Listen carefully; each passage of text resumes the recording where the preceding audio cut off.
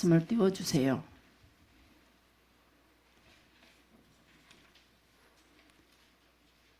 마태복음 7장 12절 시작. 그러므로 무엇이든지 남에게 대접을 받고자 하는데도 너희도 남을 대접하라. 이것이 율법이요 선지자니라. 13절까지 12절 13절 14절까지 시작. 좁은 문으로 들어가라. 멸망으로 인도하는 문은 크고 그 길은 넓어 그리로 들어가는 자가 많고 생명으로 인도하는 문은 좁고 길이 협착하여 찾는 자가 적음이니라. 아멘. 자, 누가복음 6장 31절.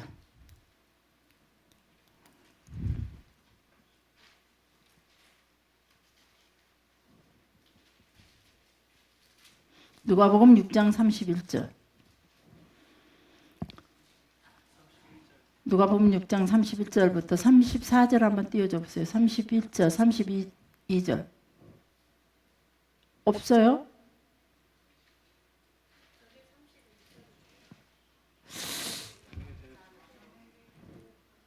예, 그것만 말씀. 여기 34절 왜 나왔는지 모르겠네. 시작. 남에게 대접받고자 하는 대로 너희도 남을 대접하라. 아멘. 그게 31절, 34절까지 해주라니까. 31절 뿐이라고 그래서. 네, 계속해 주세요.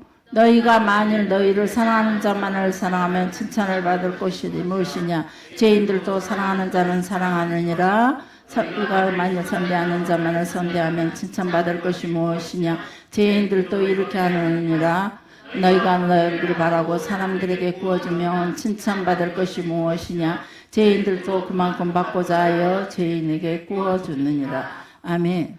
이 말씀은 여기 있는 말씀이 전체적인 지금 누가복음 말씀으로 마태복음 7장 12절 말씀을 누가복음 6장 31절부터 34절 말씀까지 해서 자세하게 조금 더 자세하게 풀어서 우리에게 주시는 말씀입니다.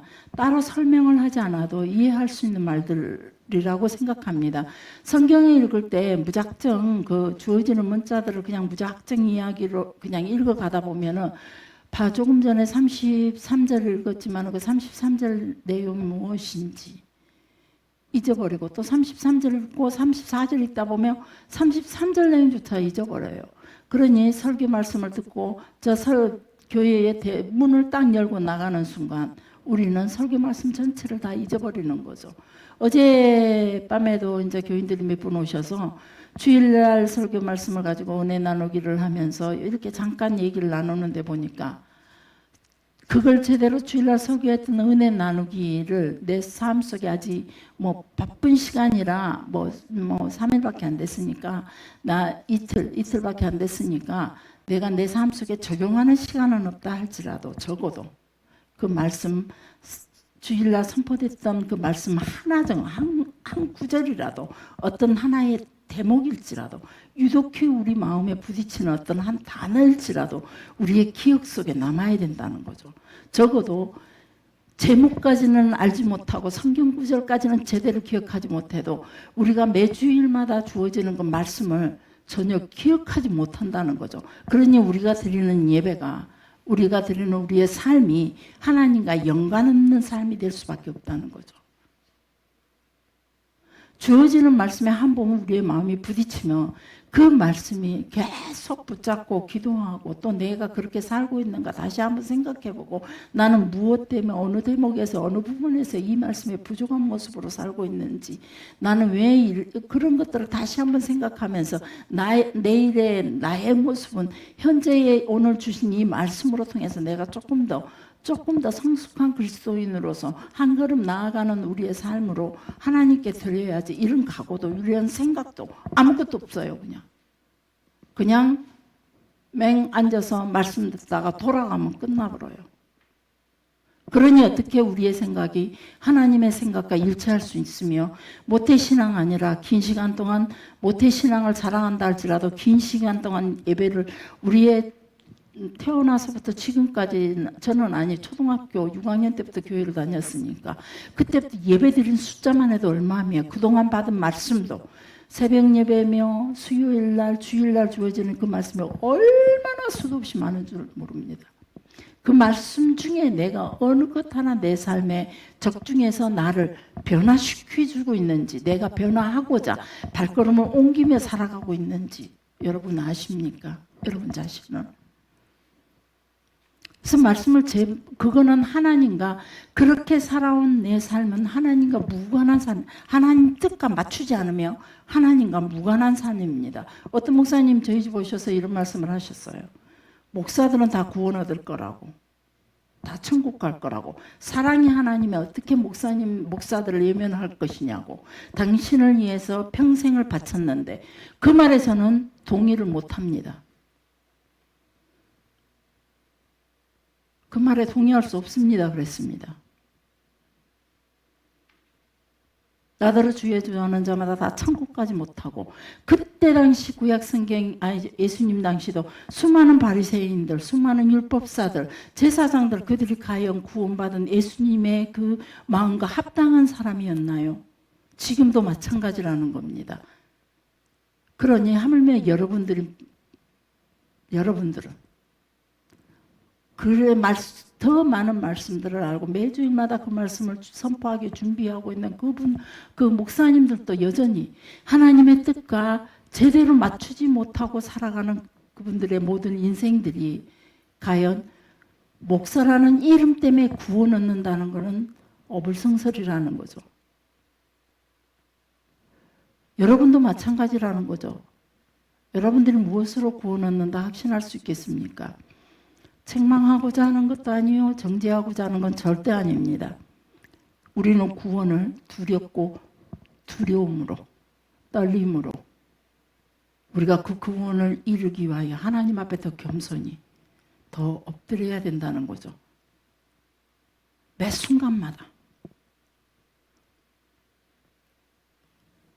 오늘 이곳에 함께 하신 하나님, 내가 어느 곳에 함께 하시는 걸 우리가 믿어야 하며, 오늘 이곳에 함께 하신 하나님으로 인하여 이 교회에서 내가 하나님을 조심하며 사람들 앞에 나의 의로움을 그냥 가면적으로라도 드러내고자 했던 그 열심이, 내가 어느 곳에 나 혼자 있을지라도, 은밀한 곳에서 나 혼자 있다 할지라도 그곳에서 하나님께 드리고자 하는, 가면일지라도 은밀한 그곳에서 하나님께 경건함으로 거룩함으로 드리고자 하는 그 자세가 여전히 유지되어야 된다는 겁니다. 오늘 교회 안에서만 내가 거룩한 자세로 있는 것이 아니라 내가 어느 곳에 있든지 무엇을 하든지 어떤 상황이든지 그 하나님을 생각할 때 그때마다 하나님께서 내게 말씀을 주시고 나를 가르쳐 주시는 그 하나님을 경험하게 될 겁니다. 필요할 때만 하나님 찾는 것이 아니라, 곤란하고 어려울 때만 하나님 찾는 것이 아니라, 내가 하기 싫은 일 있을 때는 하나님을 찾지를 않죠. 안 하면 끝나버리니까. 모든 일 속에 주께서 나에게 요구하시는 것이 무엇인지 하나님의 뜻을 알아야 되고, 하나님과 마음이 지지지지지 이렇게 서로 맞춰져야 된다는 겁니다. 하나님과의 눈이 맞춰지고, 하나님과의 마음을 맞추고, 하나님과의 그 뜻을 맞추고, 그래서 하나님과의 그 관계가 계속 유지가 되는, 내가 눈을 뜨고 이성적으로 깨어있는 그 시간만큼은 기어이 하나님과의 관계 속에서 늘 하나님과 이 관계가 계속 유지되는 삶을 요구할 때 비몽사몽간에도 주님과의 관계 유지가 가능하더라는 거죠. 비몽사몽간에도. 오늘 새벽에 일어났는데 딱 새벽에 3시에 일어났어요. 3시에 딱 눈을 뜨고 일어났는데 그 일어나는 순간에 누군가가 제 귀에다 대고 뭐라고 말씀을 딱 하셔요. 그것이 오늘 딱 그대로 이루어져요. 기가 막혀서 내가 우리 목사님한테 이거 그냥 내가 딱 그 새벽에 그래서 제가 하나님이 이런 일 없게 해주세요 그랬거든요. 내가 꿈에 혹시 그쪽에 매달렸나? 내가 그쪽에 어젯밤에 잠자기 전에 거기를 위해서 기도하면서 잠들었나? 비몽사몽간에도 내가 거기에만 막 계속 마음을 쏟들였나? 왜 그리? 딱 눈을 뜨는 순간에 하나님께서 딱 누군가가 내 귀에다가 말을 딱 던져주는데 그 말이 오늘 그대로 오후 3시 4시경 돼서 그대로 이루어지는 거예요. 기가 막힌 거예요. 기가 막혀. 여러분들보다 더 잘났고 더 경건해서가 아니라 여러분들보다 더 연약한 모습을 지녔지만 모자란 걸 가지고 있지만은 그저 그냥 하나님과 늘 함께하면서 하나님의 뜻이 무엇일까? 오늘 이 순간에 이 일에 관해서 하나님의 생각은 어떤 걸까? 이것들 그리고 나 혼자가 아닌 같이 연합해서 하나님의 뜻을 드러내기 위하여 하나님 앞에 늘 기도하고 엎드리며 이 연합이라는 단어를 우리가 잊지 않고 하나님 나라 공동체라는 우리는 나 혼자가 아닌 하나님 나라는 공동체라는 이름으로 함께 가고자 우리가 하나님 앞에 늘 하나님 뜻을 맞추어서 함께 가고자 할 때에 하나님은 분명하게 결코 예면하지 아니하시고 갚아주신다는 겁니다. 오늘 말씀에도 남에게 대접을 받고자 하는 자는 하는 대로 너희도 남을 대접하라. 이거는 공동체가 아니면 있을 수 없는 일들이에요. 주어지는 하나님의 계명들을 가만히 살펴보면요, 나 혼자가 아니에요. 전부 다 공동체 속에서 일어날 수밖에 없는 일들이에요. 이 공동체 속에서 일어나는 모든 일에서 하나님의 계명이 우선시하라는 거죠. 가정이라는 공동체에서 부모를 공경할 수 있어야 되고 형제를 사랑할 수 있어야 되며 사회라는 공동체 속에서 남의 것을 탐하지 않고 자기 도둑질하지 않으며 그들 살인하지 않는 것 역시 공동체의 삶이에요. 공동체 삶 속에서 하나님의 뜻을 이루며 하나님의 마음을 그 공동체 안에다가 그려 넣을 수 있는 그런 삶이어야 된다는 거죠. 그런 삶을 살 때 그 삶을 설명하시면서 남에게 대접을 받고자 하는 대로 너희도 남을 대접하라. 그래서 이 말씀을 보니까 누가 복음 말씀으로 보면은 나한테 잘해주는 사람한테만 잘하는 것이 아니라 잘하는 것은 그런 나한테 잘해주는 사람한테 잘하는 것은 이방인들도 이방인이란 단어는 죄인들이에요. 죄인들도 그렇게 하고 있지 않느냐. 예수 믿지 않는 사람들도 남한테 잘해주는 거 어쩌면 천주교가 구제를 더 훨씬 많이 한다라고 법이 통계적으로 나와 있어요. 우리 기독교인들보다. 그걸 저는 이제 그걸 가지고 누군가가 저한테 천주교인이 말을 할 때 천주교회는 자꾸 자랑하지 않느냐. 우리는 왼손이 모르게 오른손이 하나님의 선을 행하고 구제해놓고 아무 말도 안 한다. 근데 당신들은 자랑하지 않냐? 얼마나 많이 드러내놓냐? 이렇게 말해요. 그러니까 그 통계가 나오는 거지. 그게 끄떡이지 마세요. 내 변명일 뿐이니까. 사실일 수도 있지만 그냥 우리는 변명으로 알자고요. 더 하게요. 더 잘하게. 그래서 그들이 불교인들도 구제는 너무 잘하고 예수 안 믿는 사람들도 구제는 너무 잘해요. 근데 나한테 잘해주는 사람한테 잘하는 거는 세상에 누구든지 잘한다. 하나님을 모르는 사람들도 잘한다 라고 말해요. 그래서 이 내용이 황금률이라고 말해요. 그냥 황금같이 고귀한 윤리의 지침이 되고 사회 윤리의 최고봉이 된다는 거죠. 17세기 로마 황제 세베루스 알렉산데루스가 이 말씀을 가지고 황금으로 글을 써서 이 말씀 성경 말씀을 황금으로 써서 거실 벽에 붙여놨대요. 그래서 유래된 말이 이 말씀을 황금률이라고 유래됐대요. 그만큼 황금률은 모든 성경의 정신을 총괄 요약해서 말씀해 주고 있다라고 말하는 거죠. 그래서 이 말씀이 얼마나 우리에게 중요한 것인지 성경의 모든 것을 총괄해서 요약해서 우리에게 말해주고 있는 말씀이 바로 이 말씀이라는 거예요. 천국 시민으로서 이 황금률의 지침을 철저히 준수해야 된다는 조건적인 말씀이기도 하죠. 다른 사람 또 그러면서 다른 또 말씀해 보면은 다른 사람을 비판하거나 헤아리지 말라. 자기 눈 속에 있는 들보를 먼저 빼라. 내 눈 속에 있는 들보가 다른 사람의 자기에게는 정확히 보이지 않지만 내 눈 속에 있는 들보 다른 사람은 볼 수 있어요. 나도 내가 머들거리는 그 무슨 말이냐면 신앙생활 할 때 보면은 나도 뭔가 개운치 않는 내가 이렇게 하는 신앙인으로서 이렇게 하는 행동이 개운치 않는 것이 있을 거예요. 그런 것들을 들보죠. 누군가가 예수 믿는 사람들이 왜 저런 모습을 가졌어? 라고 말할 때 내가 당당하지 못하고 뭔가가 거리낌이 있다면 그것도 역시 들보죠. 우리가 이 말은 당당함이 없다란 말은 내가 하나님의 의에 정확히 서 있을 때 그럴 때 당당함이 있는 거예요.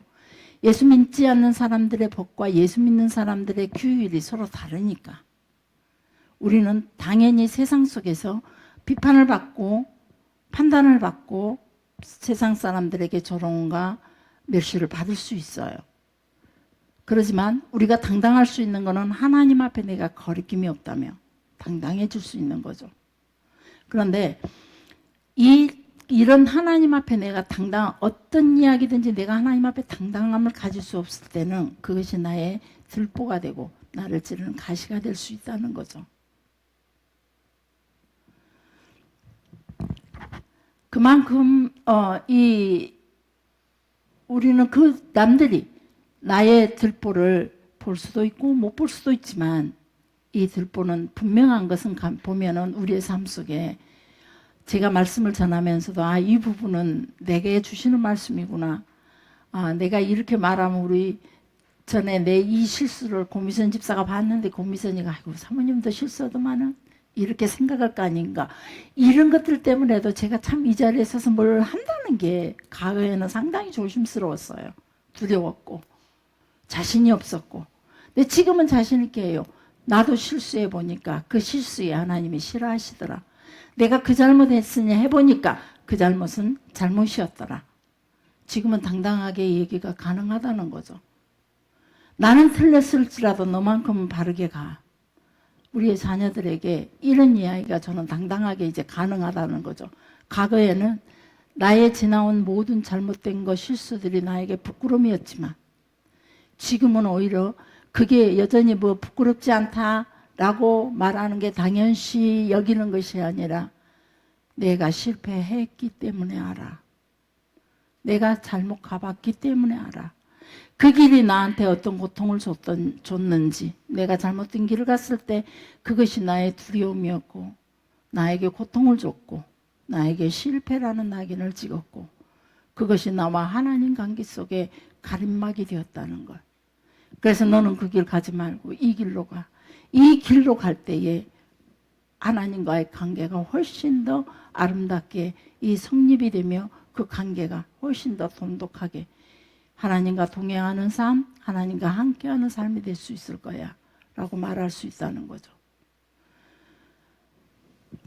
누구든지 뭐 들보가 없다라고 말할 수는 없다는 겁니다. 그리고 그래서 그때 하나님께서 남을 비판하는 것보다 자기 눈 속에 있는 들보를 먼저 빼라.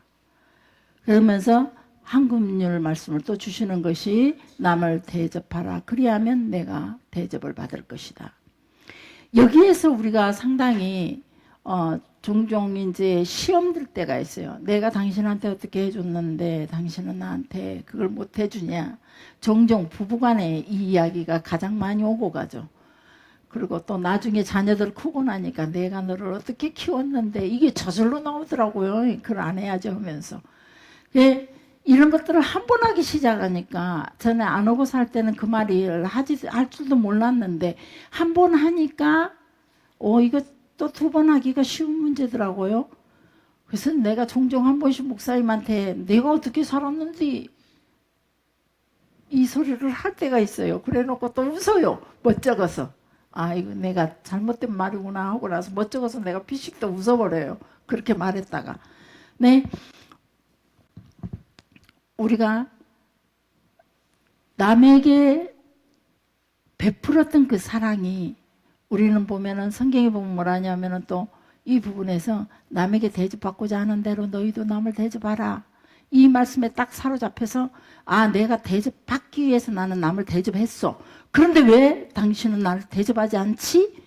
이 부분에서 우리가 상당히 어려운 부분이 되더라고요. 이게 근데 이게 너무 쉽게들 사람들이 생각을 해요. 우리 품앗이라는 거 있죠.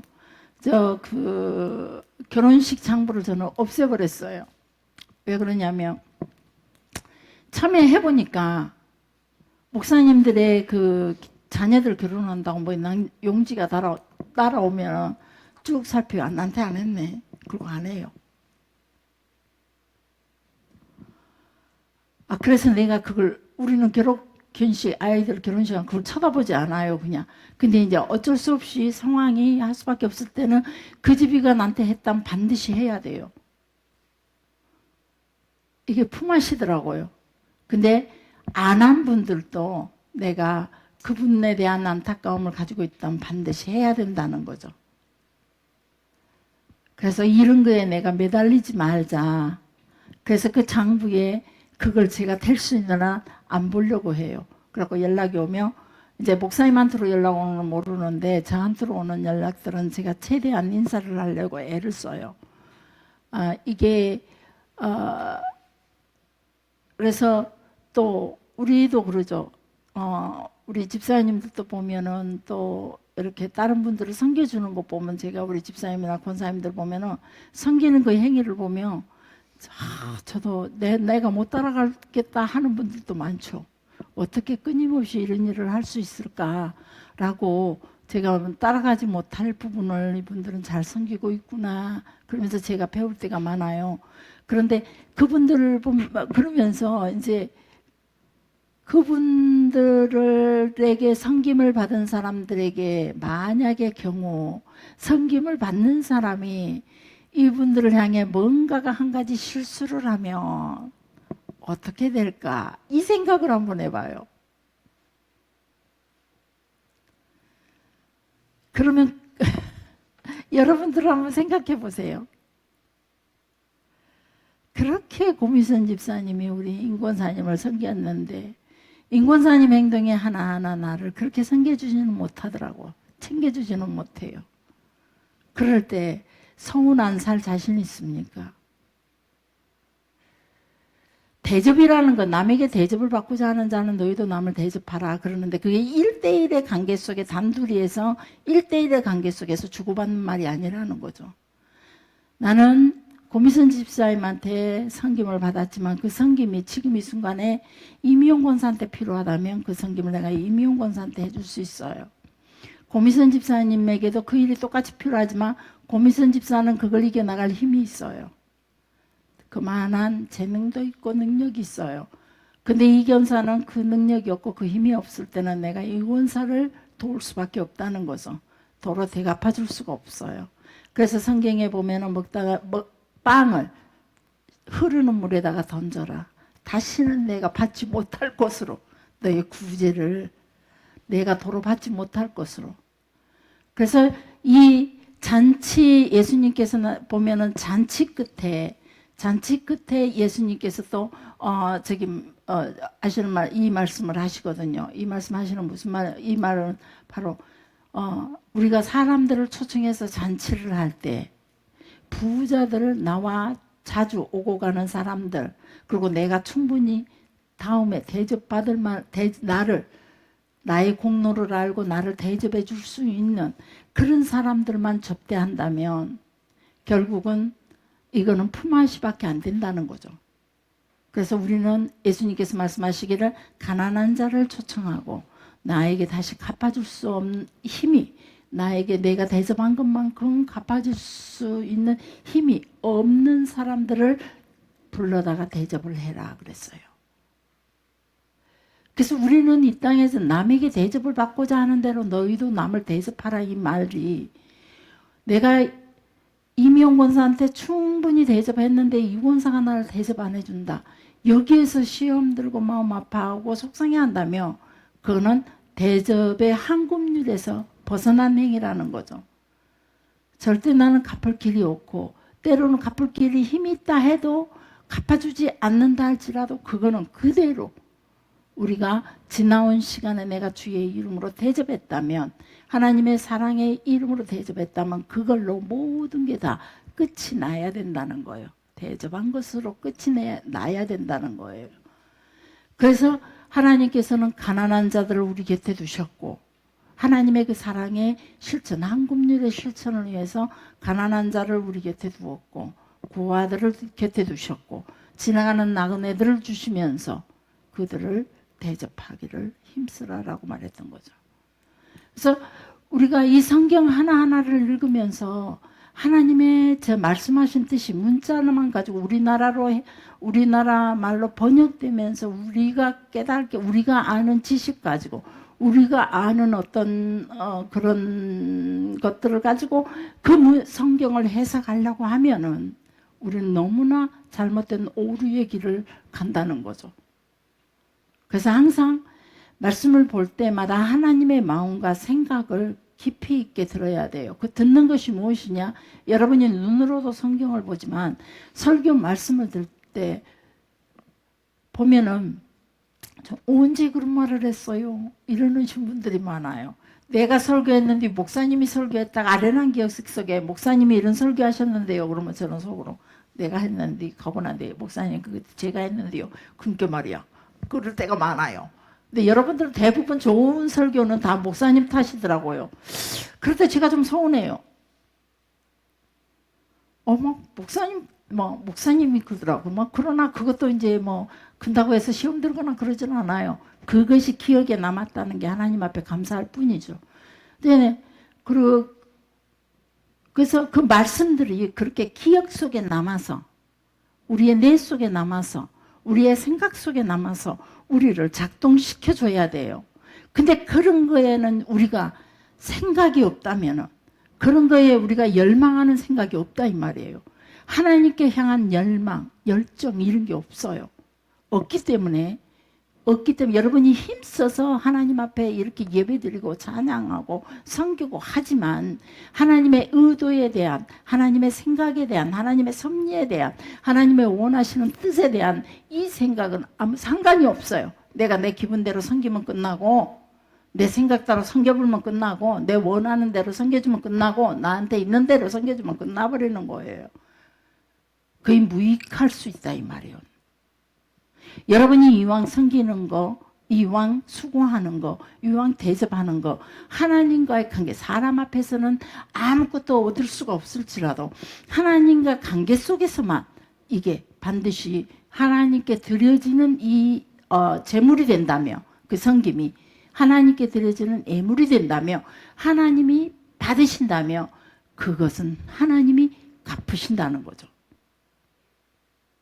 반드시. 저는 너무너무 감사해요. 제가 과거에 그렇게 섬겼던 일을 지금도 이제 그렇게 섬기려고 하는데 상황이 제가 너무 타이트한 생활을 살다 보니까 못하는데, 정말로 막 목사님들 그 오신 분들에게 제가 최선을 다해서 섬기고 싶어요. 근데 요즘은 하다 보니까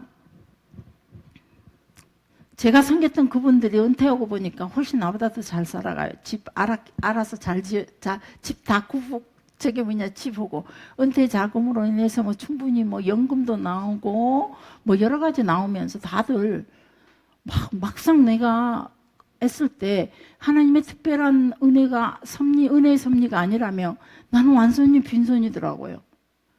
그러면서 그분들이 늘 저한테 하시는 말씀이, 남 목사님네, 사모님네는 은퇴하려고 생각하지 마시오. 그러더라고요. 왜요? 왜 우리는 은퇴하지 마요? 왜 당신들만 은퇴해요? 왜 목사님들만 은퇴하는데요? 내가 그런게는 남 목사님네는 연금도 없지. 먹고 살아요. 노인들이 나가라고 쫓아내면 끝까지 있어요.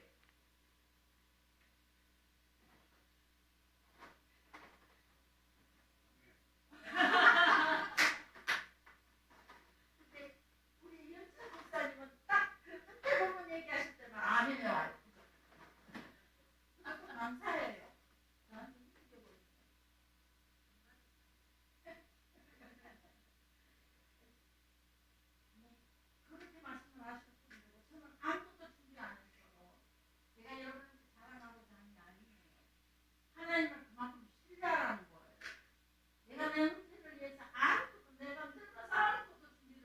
할지라도 내가 살아오면서 아무것도 자랑할 것 없이 드러낼 것 없고 정말로 부유하지 않았어요. 여러분들이 나 삶을 너무 잘 알다시피 나는 별로 부유한 적이 없어요. 그런데도 불구하고 제가 가장 부유하게 살았더라고요.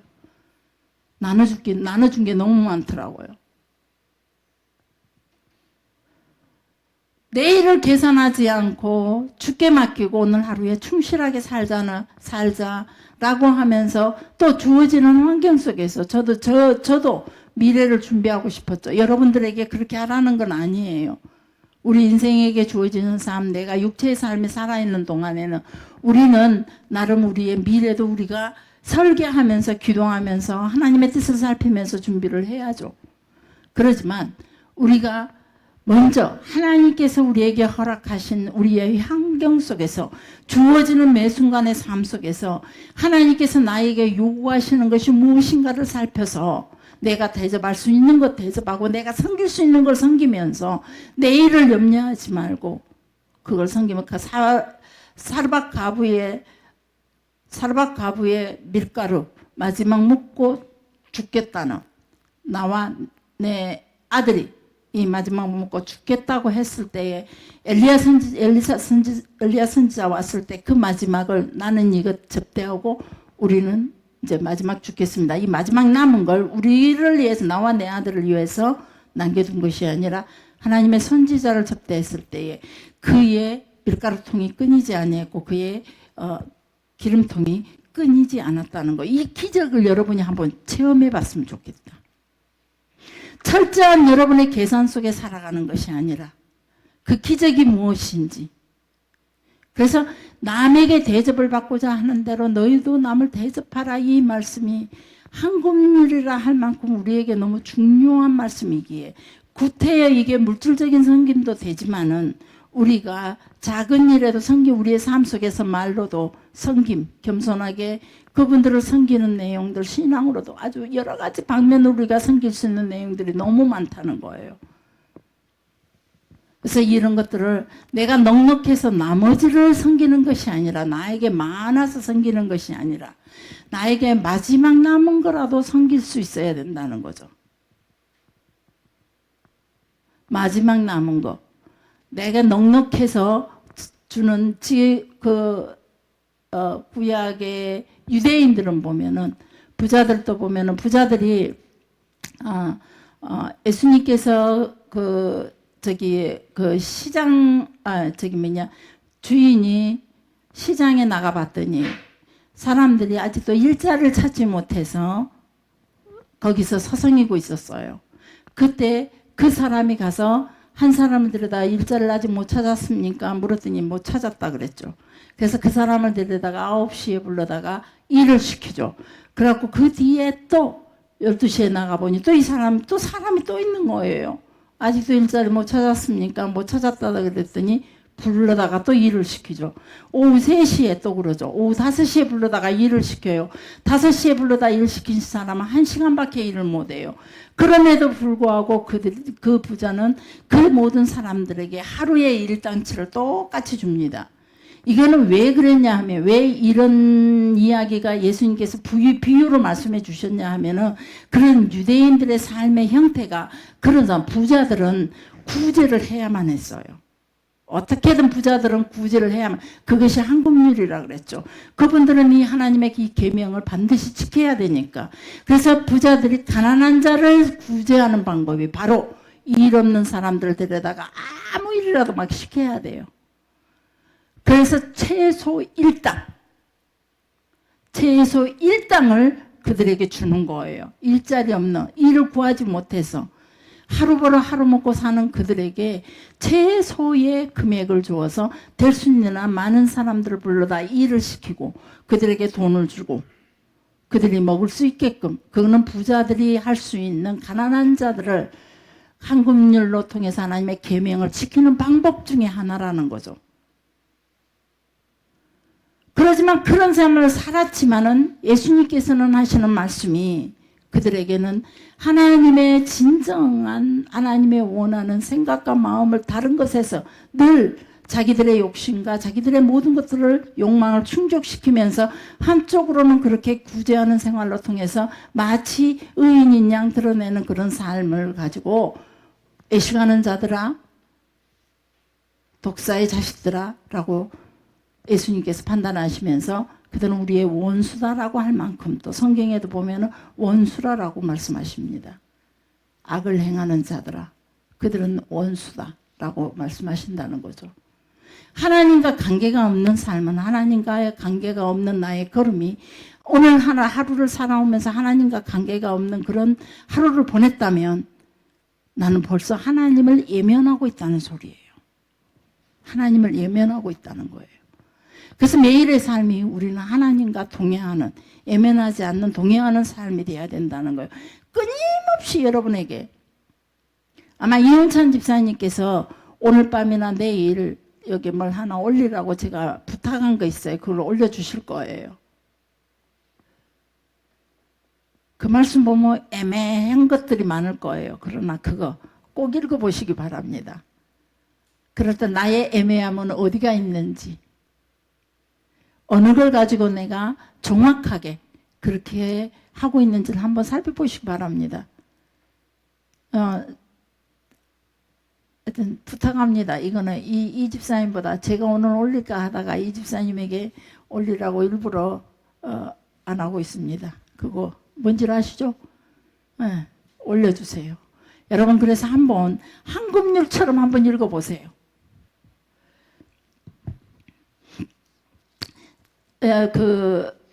천주교에 보면, 천주교 성경은 우리 성경하고 다릅니다. 그 성경에 보면 도마서도 들어있고 토비서라고 들어있습니다. 토비서. 그런 것들은 어떤 뭐랄까 외경에 속한 우리 기독교에서는 그런 성경을 토비서라든가 도마서라든가 이런 것들을, 그리고 왜 신구약 중간사의 역사, 아스모니아 왕조 때 있었던 그 왕조의 이름이 뭐죠? 그 마카비 뭐 1부, 마카비 2부 이런 것들도 또 그 성경 속에가 들어가 있어요. 천주교 성경에가 마카비 시대의 성경을 또 1부, 2부 해서 들어가 있고, 또 이제 뭐 토비서라든지 도마서, 예수님의 제자 도마서 뭐 이런 것들이 뭐 들어가 있어요. 그런데 이런 것들을 보면 우리 기독교에서는 이제 외경으로 분리해서 성경을 우리 성경 속에 넣지 않았는데, 그 토비서 4장 15절에 보면 내가 싫어하는 그 일을 남에게도 시키지 말아라, 그런 게 있어요. 이 말씀을 듣고 제가 잠시 생각해 봤어요. 며칠 전에 이강신 집사님 우리 집 와가지고, 사모님 일부러 일 시키라고 내놨죠 그러더라고요. 가만히 생각해, 우리 한나랑 그걸 해줬는데 한나가 일을 기가 막히게 잘해요. 근데 이제 가만히 보면서 제가 가장 싫은 일을 한나가 제가 시킨 게 절대 아니에요. 한나가 가져다가 했어요. 그 일을 하기가 싫어가지고 계속 제가 이렇게 모아놨던 것이 있거든요. 그걸 한나가 하고 있어요. 그래서 제가 시킨 건 아니에요. 근데 종종 제가 옛날에는 마늘을 까고 그럴 때 여러분들이 오면 일부러 여러분에게 까라고 시킨 적은 한 번도 없어요. 저는 지금까지 맹세하건데, 이 권사 이거 좀 까줘 안 해요. 아니, 앉아있어, 나 깎게 이야기하면서 심심하게 까고 있는 거야. 난 그랬어요, 분명히. 근데 여러분들이 까줬어요. 근데 내 계획이었죠. 꺼내놓으면 설마 안 하겠어요? 네, 이제 어찌됐건 그런 것들을 생각하면서 내가 그 의도 속에서 이 사람이 까주겠지 안 까줄까, 그 의도 속에서 했나라고 생각을 해봤어요. 저 그 의도 없어요. 그냥 앉아서, 지금도 여전히 제가 뜨개질을 했던 이유는 손님들이 오면은 졸음이 와요. 제가 너무 피곤하면. 그러면 뜨개질하고 앉아 있어요. 이야기 나눌 때. 뜨개질이라도 하면서 잠을 쫓는 거예요. 그러면서 계속 그분들과 이야기를 하고, 그러다가 이제 화장실이나 잠이 되게 오면 화장실에 가서 이제 눈 적시고 나오는 거죠. 화장실을 가는 이유도 뭐 이런 것까지 들키면 이제 앞으로 이제 괜히 또 글을 말할 건데, 어찌됐건 제가 그럴 때가 많아요. 그러다가 이제 이왕 뜨개질 하는 거 노는 손에 해보자. 한 번 더 여러분들과 손님들이 올 때마다 제 손이 놀아본 적이 없어요. 최근은 많이 놀았어요. 최근은. 그렇지만은 뜨개질이든 무슨 일이든지 간에 손님들이 올 때면 내 손이 노는 시간이 저는 너무 아까웠고 또 나중에는 그것을 졸음을 쫓기 위해서 그 일을 하고 있고 여러 가지 이유가 있어요. 섬기기 위해서 저 참 나름대로 희생하는 게 참 많아요. 희생하는 게 많아요. 근데 그런 것들을 하나님께서 하나도 예면하지 않았다는 거죠. 남이 싫어하는 거, 내가 싫어하는 그 일을 남한테도 시키지 말아라. 이 말에 제가 많이 이 말씀을 묵상을 해봤어요. 토비스를 읽으면서. 토비스를 읽어보면 조금은 좀 어려운 이야기들을 해주고 있더라고요. 이걸 전체를 설명하면 오늘 늦으니까 냅두고 이 토비스를 읽으면서 이 말씀에 딱 사로잡혀서 제가 생각을 많이 했어요. 내가 싫어한 걸 남을 시켜본 적 있는가? 라고 생각을 해봤어요. 여러분은 어떠세요? 내가 하기 싫은 거. 근데 우리 교인들에게는 이 말씀이 별로 안 맞아요. 전부 다 내가 나서서 우리 부엌에도 가보면 교회 부엌에도 가보면 전부 다 나가 있어 우리가 할게. 뭐 싫어하지 않고 손수 나가서 그 일을 하는 것 보고 그게 너무너무 감사해요. 끝까지 이런 어떤 지금 현재 가지고 있는 형태가 여러분이 조금 더 나이 들어도 저처럼 나이 들어도 이런 생각들이 이런 태도들이 변하지 않았으면 좋겠습니다. 제가 할게요. 남이 싫어하는 일은 내가 할게. 이런 것들을 끊임없이 하면서 하나님과의 이 한급률을 끝까지 우리 모습에서 내가 완벽한 계명은 지킬 수 없지만 최선을 다해서 이런 것들을 지켰으면 좋겠습니다. 반면에 또 이 부활절을 준비하면서 제가 여러분에게 부탁했던 모든 것들은 내가 너무 하고 싶은 일들입니다. 그래서 절대 하기 싫은 일을 맡겨본 적이 없습니다. 단지 내가 못하는 걸 여러분한테 부탁할 수는 있습니다. 하기 싫은 일을 하는 것이 아니라 여러분들도 역시 마찬가지로 여러분이 못하는 것들은 서로 도우면서 서로 상대에게 부탁하면서 그래서 서로가 대접을 하고 서로가 대접하고 대접받고자 하는 것이 아니라 대접하는 그런 삶이 되었으면 정말로 하나님 앞에 여러분이 큰 영광이 될 겁니다. 그냥 우리가 일반적인 남에게 대접하고자 받고자 하는 대로 이 말씀이 일반적인 모든 설교의 말씀으로 온다면 이 말씀을 구태여 제가 선택해서 이렇게 여러분과 같이 나눌 필요는 없지만 그래서 이 말씀에서 제가 하나님의 뜻이 오늘 시간에 여러분과 나에게 주시는 하나님의 뜻은 무엇일까? 남에게 대접을 받고자 한다면 너는 네가 스스로 늘 대접 받으려고 생각하지 말고 스스로 끊임없이 대접을 해라. 하나님 너무 피곤해요. 내 육신은 생각지도 않으세요. 왜 자꾸 이렇게 자꾸 손님들을 보내시는 거예요?